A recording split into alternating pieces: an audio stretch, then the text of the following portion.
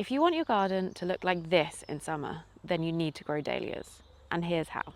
There are two ways to grow dahlias, from seeds or from tubers. Tubers will produce larger plants with flowers of a single variety. Seeds, on the other hand, will give you a mix of smaller, different coloured flowers, and by the end of the season, the plants will have formed their own tubers. Start your dahlia seeds in early spring. Sow them into seed starting compost, cover lightly, and then keep them warm. Once they have the true leaves, prick them out into individual pots and grow them on until they're ready to plant outside. If you're starting from tubers, you have two options. Either pot them up indoors in early spring to get a head start, or plant them directly in the ground once all risk of frost has passed. New shoots are vulnerable to frost, so protect them if the cold weather is still a risk.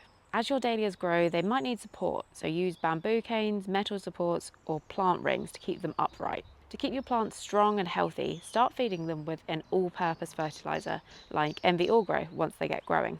Dahlias will flower from July through to October, but to keep them blooming for longer, make sure you deadhead any spent flowers regularly. This stops the plant from going to seed and encourages fresh blooms. After the first frost, your dahlias will start to die back. At this point, cut the stems down to just above ground level and label your tubers. If you live in a colder climate, lift them and store them in a dry, frost-free place over winter. If winters are mild, you can just leave them in the ground. Cover them with a thick layer of mulch for protection. If you've got any dahlia questions, drop them in the comments.